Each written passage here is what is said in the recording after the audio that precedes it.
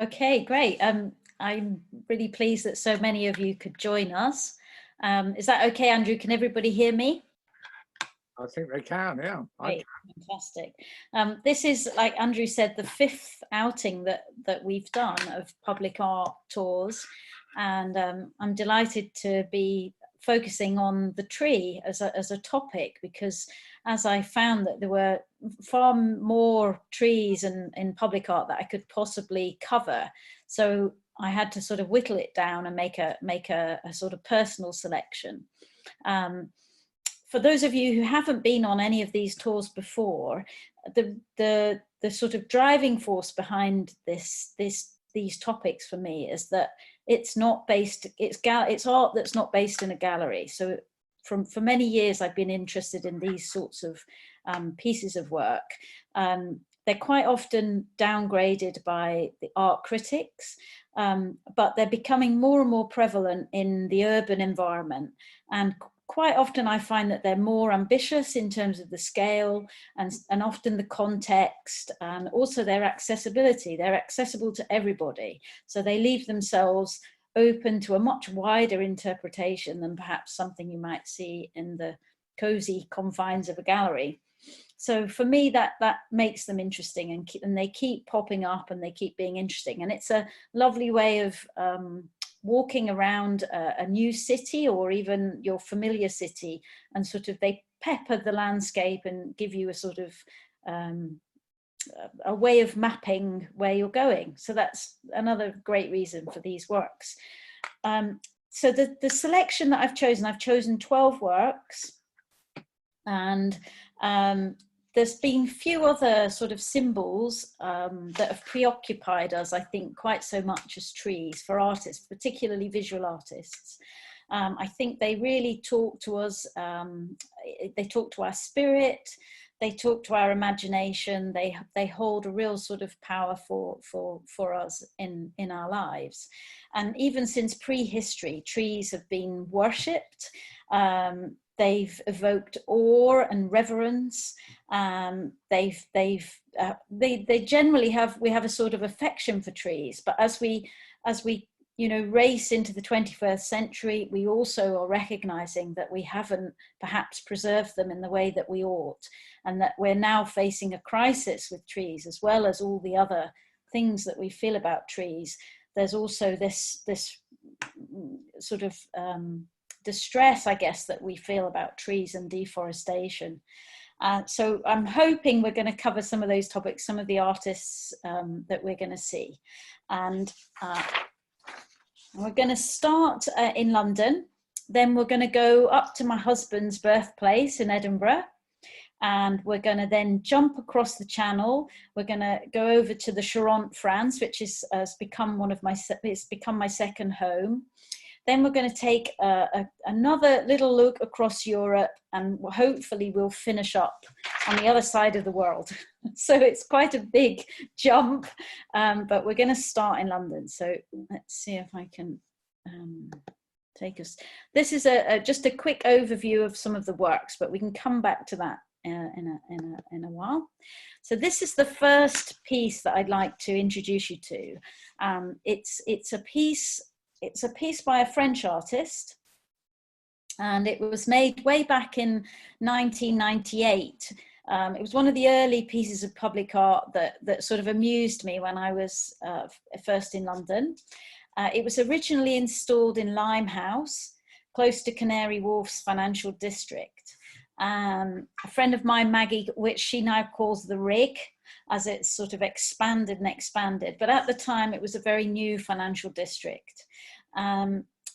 The artist, Pierre Vivant, he won a competition, and it was run by a public art commissions agency, which were also quite new at that time. And the brief was to create a piece of sculpture that would replace a London plane tree, an ailing London plane tree that had been damaged on the roundabout because of pollution. And so the artist said he was inspired to create this sculpture because it sort of mimicked the dappling effects of the tree. However, in a very, very different way, the sort of fluttering of the lights going on and off for him reflected more the flurry of activities on the stock market that was in and around the tree. And he wanted the lights, the red, the amber and the green to be connected up to the stock market, but that in the end proved too expensive. So they just had it on a system where the lights switched on and off. And it at the beginning, when the piece first went in the roundabout, people were shocked, I think, and they were also a little afraid that this was going to distract drivers and cause accidents. But it soon became a sort of part of a feature of the area, and then people grew to love it. And in 2005, it won a competition as the favourite roundabout in Britain. And they had to actually move the sculpture, and by public demand there was an outcry, and they had it relocated here outside Billingsgate Market. But you can see it's also quite lovely in the evening. So, and it's flashing on and off. So it's quite a shock when you first come across this piece. It's quite unusual and playful as well. I think quite a lot of French public art is quite playful, as like the one we saw in King's Cross, which was a swing. So I think this one is also essentially a playful piece.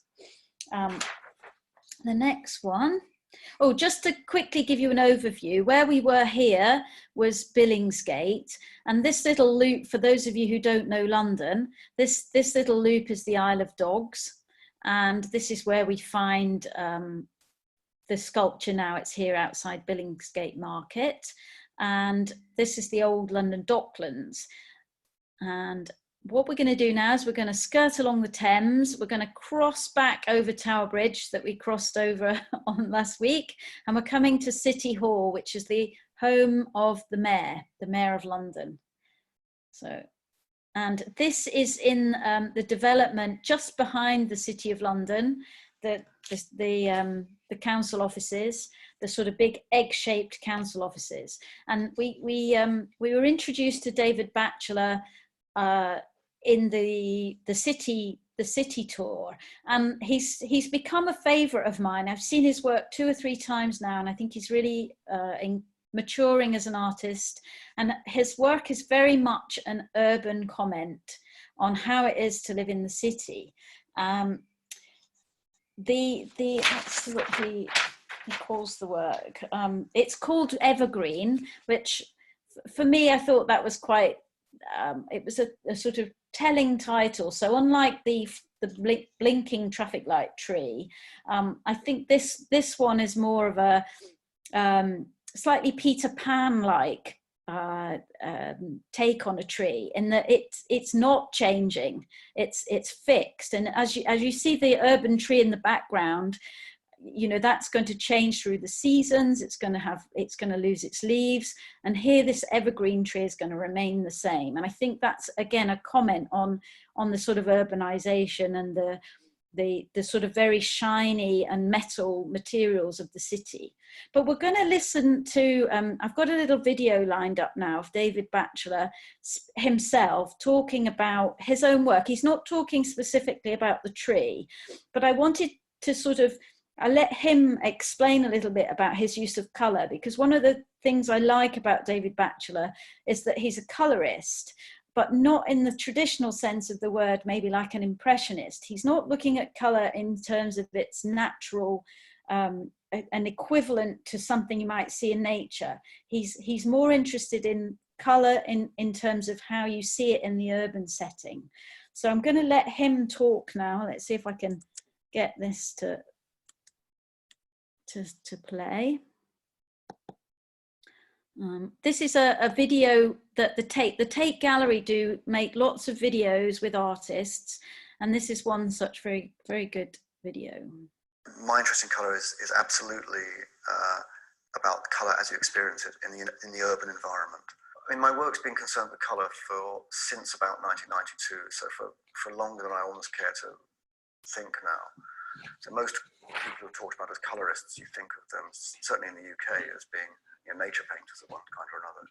My work's got nothing to do with that at all. It's about colour in the city, and the way you experience colour in the city, it seems to me, is very different from the way you experience it in nature. Colour in the city tends to be artificial rather than natural. tends these days at least to be electrical, petrochemical. It's plastics and electricity which generate the colours that we see on a daily basis. One of the main ways in which you see colour in the city is through illuminated signs, be they neon or light boxes or fluorescent lights or whatever. And it just struck me that I ought to have a look at this stuff and start working with it. So I literally just I found a few light boxes or bought some from a second-hand place and started messing around with them in the studio. With the Spectrum of Brick Lane, for example, there's one side of it which is all the illuminated colour and the glowing, and sort of seductive light. But then the other side of the work is just the sort of the flex and the backs of the box. It's like the back of an old stereo. And the idea is that the viewer would see it from both sides. And it strikes me that sort of front and back relationship is much more like the way we experience things in the city, as opposed to the way we experience things in nature, which is sort of more in the round. I became... Okay, so we're going to go back now to the slideshow. Okay, just to take us back to his tree there, this is actually a light box. What he was discussing there in his video was that he's interested in the lights, and I thought that's a nice connection between this and the traffic light tree, that this tree also is illuminated at night, and it has that real sense of the signage that we're all so familiar with, but perhaps we might look at it now in a slightly different way. This artist has sort of really focused on those kind of things in the city and how we're so, we're dazzled, I guess, by those things. And he's making, and I think this is an interesting piece that he's actually chosen a figurative image of a tree, which normally his work is abstract, and I think this one really takes him into a slightly different area. So I thought that was why I chose that one. But what we're going to do now, I should have had a map in there, but we're going to go across, we're going to follow the river down now, and we're going back to Victoria, which is the sort of heart of Westminster. We're going from the Houses of Parliament up Westminster Street. And we're going to look at another artist who we've come across before. She's a Dutch artist. She's a photographer, and her name's Ruth Blies Luxemburg. We'll take a quick look at her work there. You can see somebody standing, touching the work here, because it's very tactile. It's hard to see on the photograph, but it's like an etching into the concrete. And as you can see, if you look at the size of this man, there's 4 panels above him. Each panel is about 6 foot tall. And it was a very new technique that she developed in London with an engineering firm, where they blast the photograph with some kind of like an etching process or a sort of casting process. So the concrete is actually cast with the image inlaid into it. So it's not flat. So when you touch it, it's got a sort of surface like a wood block or something to the touch. The reason I like the jump from this piece to the last 2 pieces is perhaps because this one perhaps takes us back to something more natural. So we've gone from something very urban and artificial, no less ambitious in terms of scale, but perhaps a little more measured in its sort of view. It's more of a naturalistic view of a forest. Now, it's not a forest outside of the city. Again, this is an urban forest. So the pictures you can see here are, they are silver birch trees, and one is from a scene in London, a silver birch avenue in London, and the other are from silver birches photographs taken in Beijing. And the reason she said she chose the silver birch tree for this location was because the silver birch does very, very well in a polluted environment. It's a tree that survives well with very little resources. It's got a very large root. It can span its roots very far and wide, so it can grab what nutrients it possibly can. It has a pretty attractive bark as well, and it has a nice sort of fluttering leaf. So it's quite a popular choice for a street tree. One of the things we thought when we went to look at this work was that in front of the tree, they haven't planted silver birch trees. These two trees in the foreground here are, I think, acacias. I think Tim thinks they're acacias. I'm not sure. Acacias. Thanks, Tim. So we thought, you know, why have they not put silver birch? You'd think the urban planners would, you know, also be as thoughtful as the artists in thinking where the setting is. But no, we've got some acacias here. It's a shame in a way you don't have that conversation between the real birch tree and the photograph of the birch tree.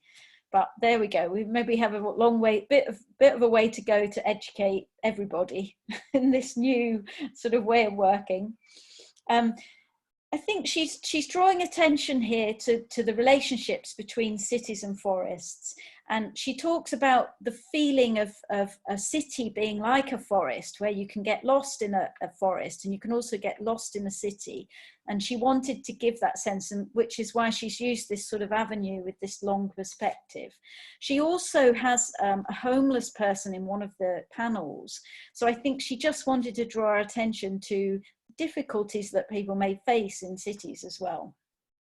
And I think also that there's a beauty as well to the bark. I think she's drawn to the actual sort of artistic quality of the tree. And that was my third one. What we're going to do now is, let's see if I've got, no, I still don't have the map in, sorry about that. But we're going to head west now. Let me just see if I've got a map. No, go back to the map. Just here we go. We'll go back to this map. So we've jumped. This was City Hall with the evergreen tree. We've jumped over the river again. Strange. So you're unmuted. Yeah. And then you. Oh, so we're here. This is Victoria. Now we're going across into Kensington. And we're going to Chelsea Barracks, and this is the newest piece of all in the whole talk. This was only installed a couple of months ago. So I'll jump forward now and we'll jump to this. This is this, I discovered this recently. This is by Conrad Shawcross, who we've also come across twice before. He had a piece outside the Crick Museum in King's Cross, and he also had a piece in Victoria as well, opposite the cathedral. But this is his newest piece of work, and it's called Bicameral. It's a title taken from a novel, or a sort of book on philosophy and the thought processes of words and thinking. But I'm going to let him, he discusses the theme of it and the structure of it. It's for him, it's not necessarily a tree. He has other, you know, he takes things, strips things back to a very simple principle of division, of how things in nature divide. But we're going to jump to the video, and after this video we'll open up everybody's microphones, and we'll have a little chat, and we'll have a little think about if anyone's seen this work or what they think about it or where it's been placed. But I'm just going to load up the video. Here we go, make it big.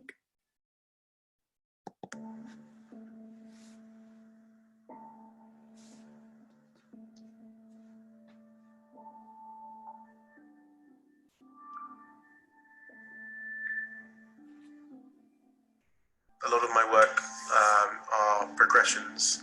In this instance, it's a sort of bifurcating and trifurcating system, which keeps on dividing and dividing and dividing as it extends. It's quite reminiscent of various things that occur in nature, from the most obvious would be a tree, but to neural pathways, to ice crystals, and all sorts of, so it's meant to sort of oscillate between different interpretations. But it's a very geometric, rule-based structure.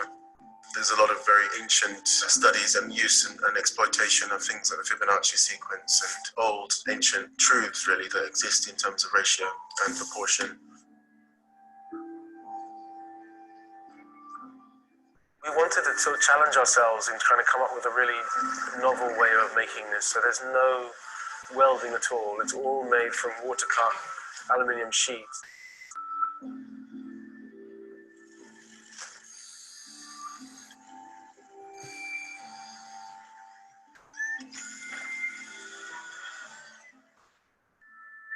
So it's really like a piece of Japanese furniture which has no screws or no glue. It just uses this very intricate system of interlocking parts.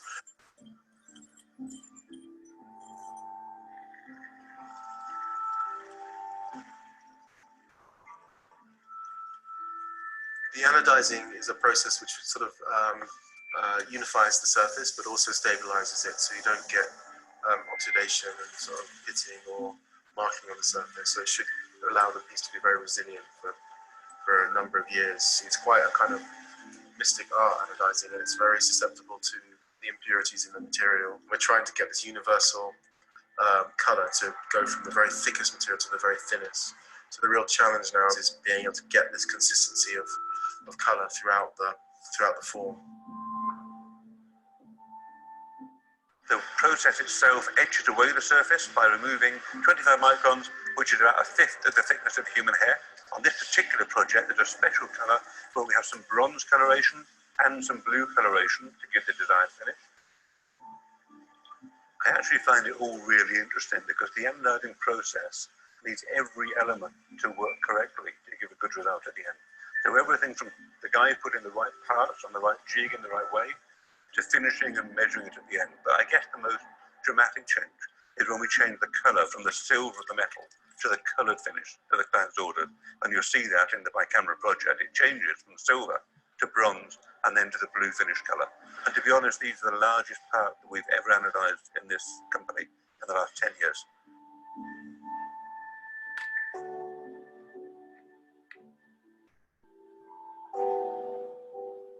So I hope that it will become a focal point and a sort of a marker and a sort of flag, a place to gather, a place of contemplation, conversation. I hope it's a very democratic object that acts as a beacon for everyone.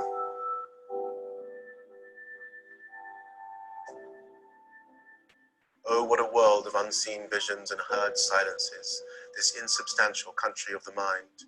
What ineffable essences, these touchless rememberings and unshowable reveries, and the privacy of it all, a secret theatre of speechless monologue and prevalent counsel, an invisible mansion of all moods, musings and mysteries, an infinite resort of disappointments and discoveries, a whole kingdom where each of us reigns reclusively alone, questioning what we will, commanding what we can, a hidden hermitage where we may study out the troubled book of what we have done and yet may do. An intricosm that is more myself than anything I can find in the mirror. This consciousness that is myself of selves, that is everything, and yet of nothing at all. And what is it, and where did it come from, and why?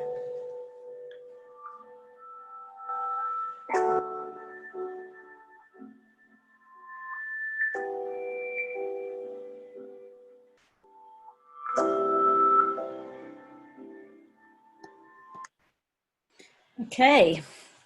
So Andrew, would you like to unmute everybody?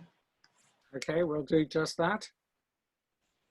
We don't actually have any questions in the chat at all, so you've silenced them completely. I don't know whether anyone... Would anybody like to ask anything about this piece or any of the other pieces?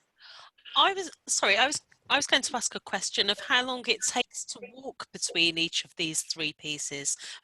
Did you do that? Well, I've actually cycled the route.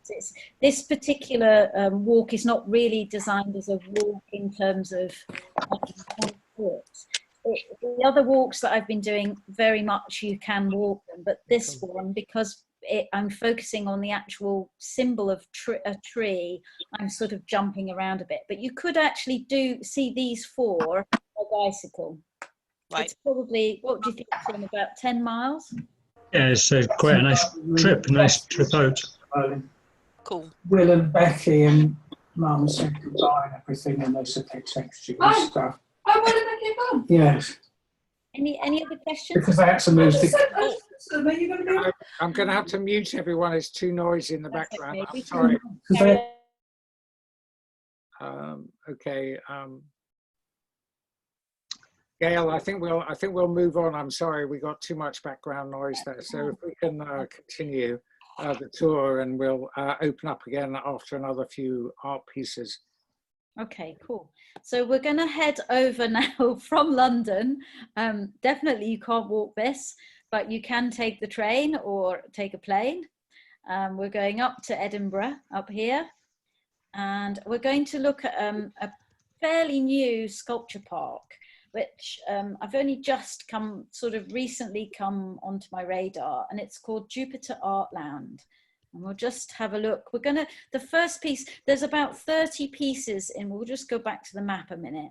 There's about 30 pieces of sculpture permanently installed in this parkland. It's 100-acre grounds in Bonington House, which is a 17th century Jacobean mansion house. And visitors are encouraged to just freely explore the grounds. And but also that it's been set up by a couple, a man and wife team who are philanthropists, and they invite artists to visit the space before then proposing some kind of artwork to go in and around the site. So I selected two particular pieces. One is an artist that we've met before in London, so I thought this was a nice something a little bit different from her. And another one is a new artist that we haven't come across before, and that is Jim Lambie. So we're going to have a look. This is an exhibition of Jim Lambie's in the Fruit Market in Edinburgh, if any of you know that particular gallery. It's a lovely gallery, well worth a visit, always interesting, always changing shows, very contemporary, lots of interesting things. And this artist, he's a native Scot, and he draws inspiration from his urban roots. He's actually a Glasgow born artist, and he's best known for this series of work, which is these psychedelic floor pieces, and they're made from strips of coloured vinyl. He has lots and lots of tape, and he's very intuitively just starts and continues until he's filled the room. He's often done stairways and corridors, and again, very, very fun, sort of bright and colourful pieces of work. And the piece that he's made for the forest, I'm not sure if you can see that, it's called A Forest. The title of the work is A Forest. And if we just go back again, you can see a mirrored piece on the wall. So he's been interested in the reflective surface of a material for some time. And this particular piece, he has clad the outside of one of the gallery buildings almost entirely with mirror. But if you can see here, he's got these turning corners of a page, and they've got these very, very highly bright colours on them, a bit like his psychedelic floors. But the way he describes this work is that these are the turned up pages of posters, because from when he was a very young artist, he didn't go to art school. He was a sort of design student, and when he came out of college in Glasgow, he was part of a group of young enthusiastic artists. You may have heard of David Shrigley and Douglas Gordon, who's a sort of film artists using film, and they couldn't get their work shown in galleries, so they used non-traditional spaces like garages, their bedrooms. They pasted posters onto billboards and things like that. So this is a kind of reference back to his younger days of sort of more ephemeral pieces that were in part of the club scene, part of the rave scene. And but he talks quite as a more mature artist, when he speaks about this work, he talks about it it sort of being not just literally reflective, but also personally reflective of his past. So I think I put this one in. I quite like this one. And then on a completely different on a different note, we're gonna start with the inspiration for the work. This is by the artist Cornelia Parker, who we met. She had a large commissioned work in St Pancras Station. I don't know if any of you remember, it was a giant clock. And her work is often objects from our lives, which we are familiar with, which she changes in some way. So she'll take, she's influenced by Dadaism and the use of the ready-made. So she's very interested in the ready-made. And here she's taken her inspiration from Thomas Gainsborough's very young masterpiece. He was only 23 when he made this painting. It's now in the National Gallery in London, a painting called Mr. and Mrs. Andrews. And it was what they called then a conversation piece, where you made a portrait, and that the portrait then had some kind of setting, which was a conversation between the sitter and the setting. But the way this piece is described is it's one of the early conversation pieces where the sitters are very much conscious of the artist's presence. They're both looking slightly askant at the artist, and the artist has pushed the couple over to the left of the painting and focused very heavily on the landscape, sort of very, you know, he was becoming a landscape artist, becoming interested. It was before landscape was given credit as a subject in its own right. But I think here he's already making a play for landscape art being a subject in its own right, and pushing his sitters who are paying for the piece to the left. That's one of the things that Cornelia Parker says why she chose this particular painting, this particular image, because she was being specifically asked by a philanthropic couple to make a piece of art for their park. So there was a sort of slightly provocative choice, but what she's focused on is the rifle. So she's focused on the Mr. Andrews's rifle, and in this pose he's fairly relaxed. He's got the rifle under his arm. You know, he's made a lot of money. He's obviously done well. He can farm his land. He can shoot on his land. He's sort of at free will to do what he wants. And we'll just go back to her piece. So she's just focused on the actual gun, and she's taken it to a much larger scale, and she's propped it against a tree here in the landscape, and it's titled Landscape with Gun and Tree. And I think it's just you know, it for her, a lot of her work has a reference to violence in it. So I don't know if any of you know, she blew up a shed and then displayed all the fragments of the shed. She hung them up back in the shape of a shed and put lights on them to cast a kind of eerie shadow. So here I think she's trying to make a reference to the fact of that the forest may be a kind of a refuge, or it can be a Garden of Eden, but it can also be a place of danger. And especially when humans are involved, we've got a sort of latent violence maybe associated with the forest as well. That was why I chose this one. Now we're going to jump again now across the channel. We're going over to France, and we're going to this little where we've got the diamond shape here. This area of France is called the Charente, sometimes known as Vide France, which means empty France.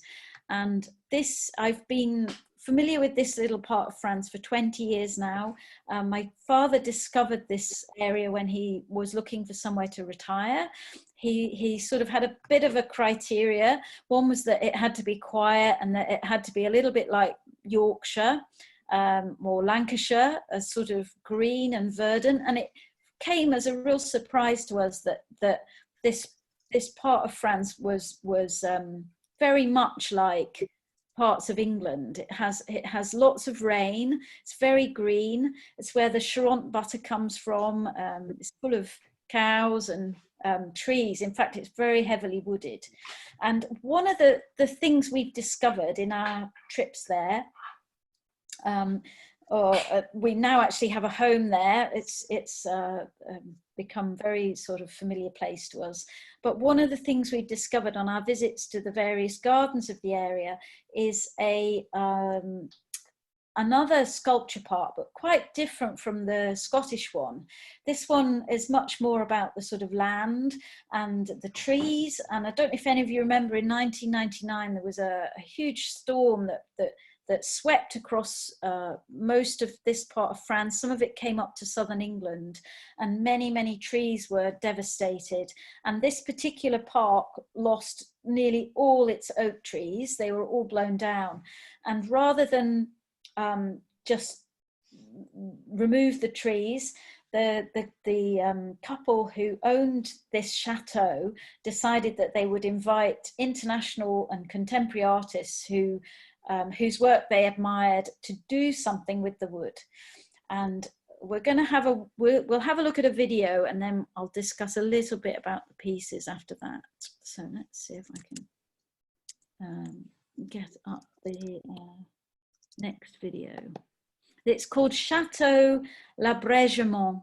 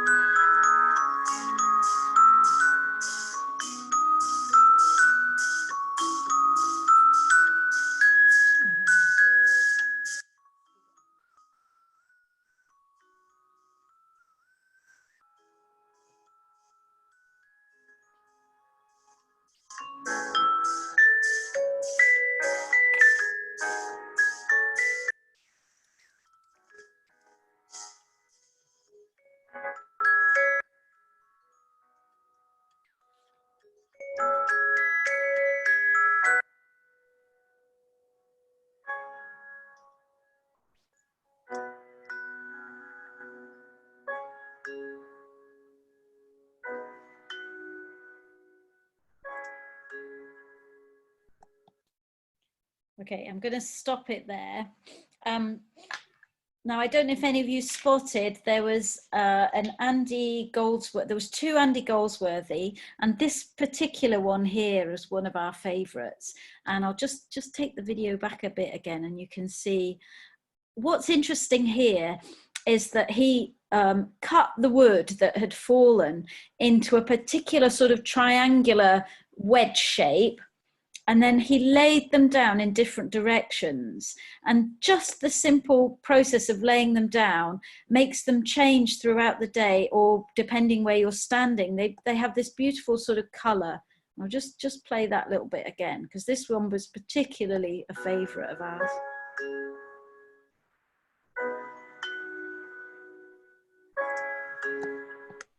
Now stop it there. This particular piece, I think it was called, oh, I can't remember what it was called, but he had another piece which was where he made a sort of one of his more familiar sort of egg shapes, where he took all the wood, stripped back the bark, and sort of made an interlocking egg. But this particular one, I think, is so lovely because it's so interactive. If you visit the chateau, they're very, very friendly. They encourage people to walk around the grounds. They've also got a sort of beautiful cottage garden as well as all the art.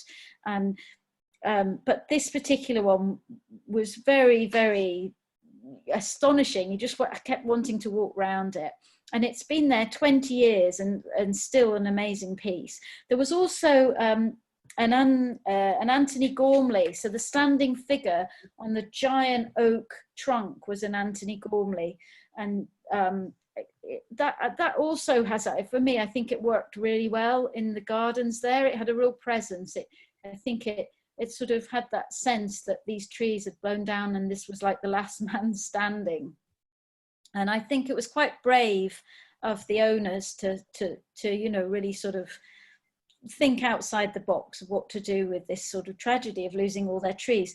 It's also worth saying that they've grown another 170 oaks. They have a little area where they've reintroduced some new trees, and they're going to start planting them back in the gardens.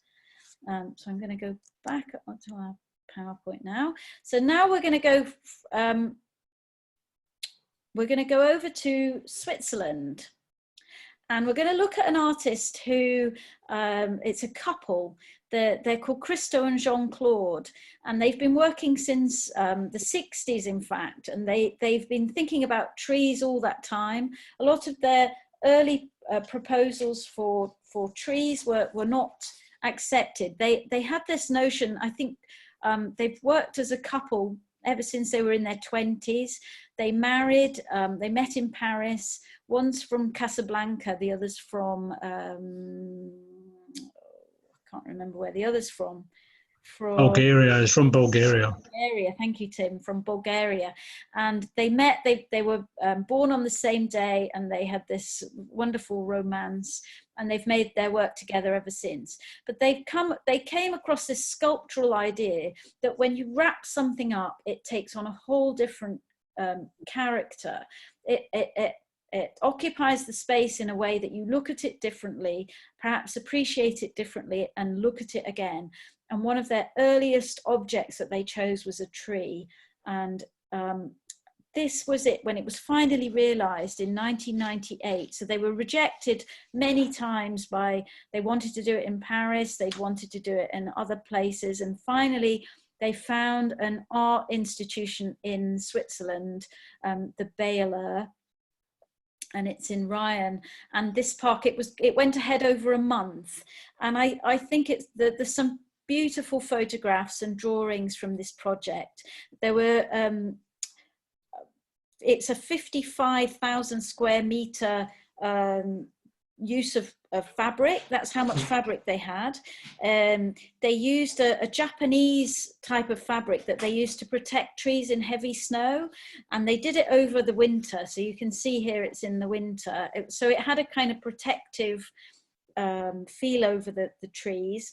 For me, I think it helps you to sort of appreciate trees. For me, I think it's a really lovely one of their works. So they've done lots of these wrappings where they wrap buildings, but for me, I think the delicacy of the tree really comes through, and it's sort of as if it's taking up the space when it's got its leaves, but without the leaves. I really like this piece. I think it's great. I've put this, the next artist, this is worldwide. So I've just wanted to go back to the 80s, just to think about artists who were the sort of early forerunners, thinking about how we interact with trees. And this notion of not just the artist making work, but how the public would interact with their work and how it would be viewed, or we call it now a participatory piece, where people are invited to participate in the artwork, and that is what makes the artwork. So the artist has an instruction, and then the public are invited. And this was Yoko, quite new in its day, 1981. It was just after she lost her husband in the tragic shooting. She conceived this particular piece, and it's still ongoing today throughout the world. She talks about the work, and that it was a Japanese tradition that she did when she was a child, and she found it particularly moving, and she felt that it was a fitting tribute. And what she said in the tradition in Japan was that children would go into the temple, and they'd be invited to write a wish on a piece of rice paper, and then they'd tie it to the branch of the tree, and they'd leave it there with sort of hanging, and the trees took on a kind of effect of the blossoms in the spring, and she felt that was particularly lovely.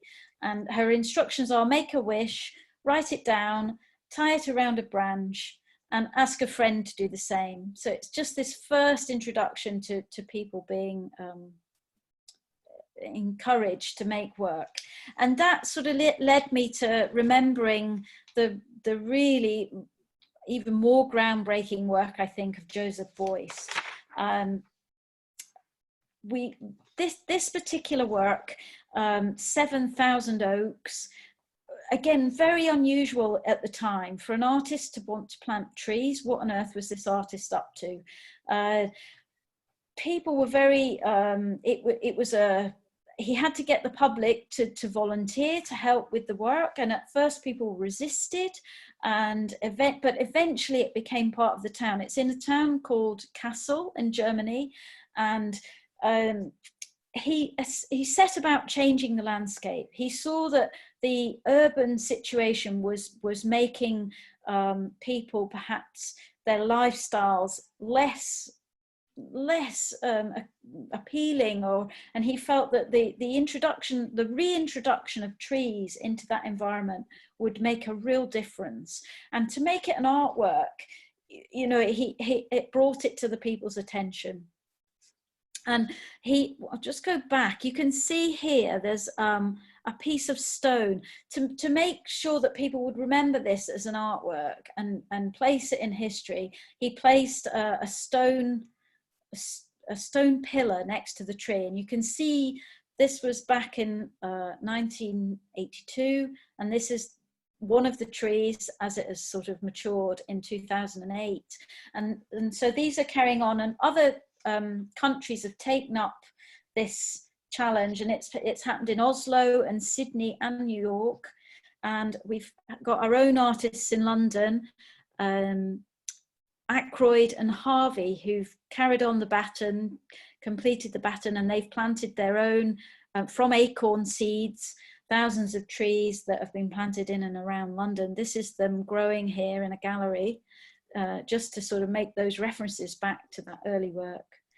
I think we're going to, Andrew, if anybody would like to say, we wanted to know if anyone had any thoughts about Joseph Beuys and his influence on sort of the next generation of global artists.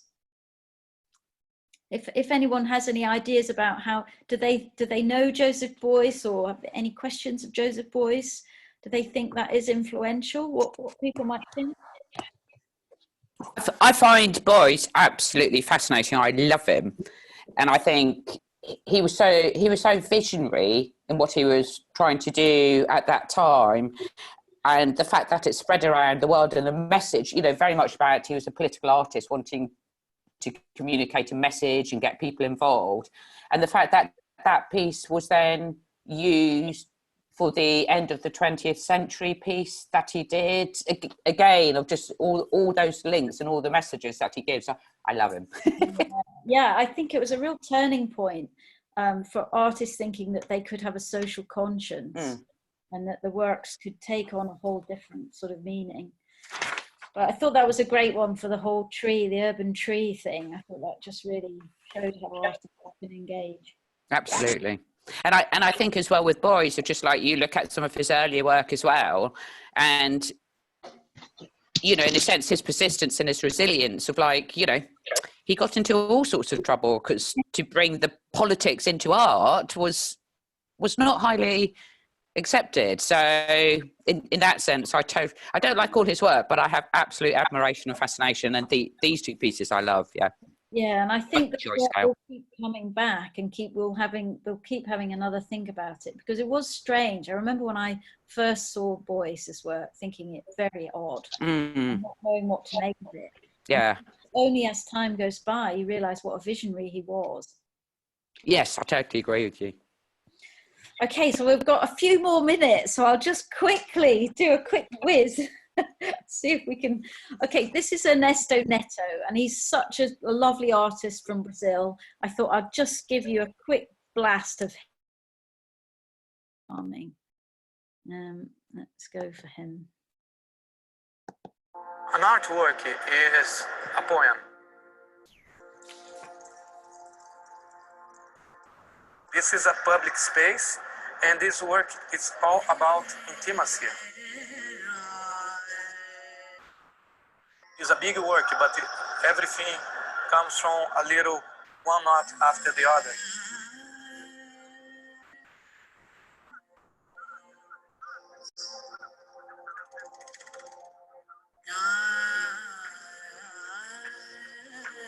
Oh, we need to lift something, so we never know what can happen.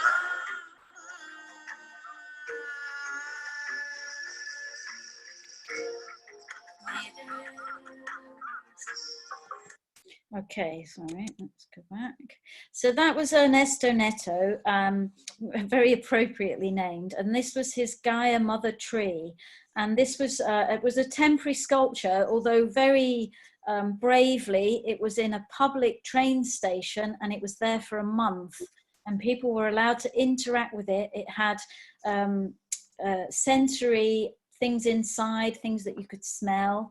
Obviously at the moment it wouldn't have been great if whilst we were all distancing, but I think it had a real, I think anyone who uses that busy thoroughfare hopefully now thinks of it differently. He put in a whole different atmosphere about something that perhaps people found stressful, and then suddenly to have this artwork that was completely throwing that upside down, putting it on its head. And I thought that the idea of the Gaia mother tree was lovely. And then the very last piece is in Singapore, and I've put this in just because I think it sort of makes a nod to the future. Where are we going with trees and art?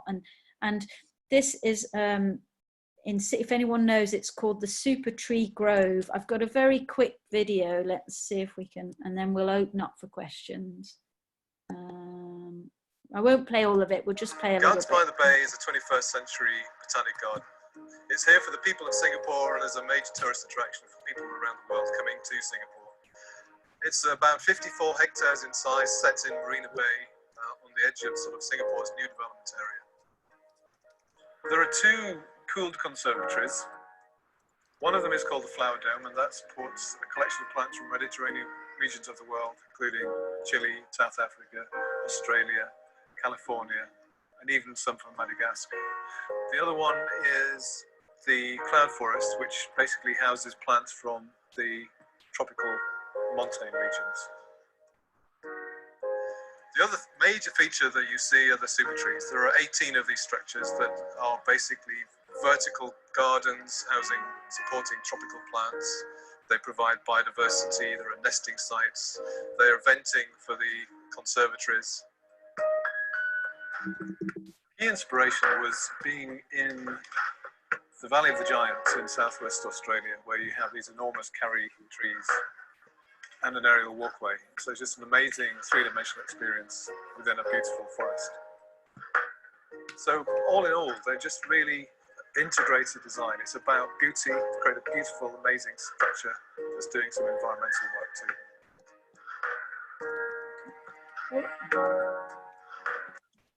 Okay, I think we'll stop it there. Andrew, would you like to unmute everybody? Sure, I'll do that. Or at least I'll try to.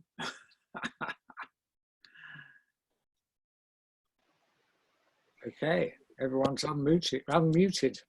So yeah, you've got, we've got a couple of minutes. Anyone got any final questions before we wrap up? Whiz through there. If we have bells and ringing, we're going to have to silence. Gail, sorry, can I just ask? I posted the question with Bicamaral. I thought I saw something like bolts or something, and although he was saying that there wasn't, I was just wondering whether that was kind of like health and safety in terms of like, because that's one of the issues obviously with public work. You have to.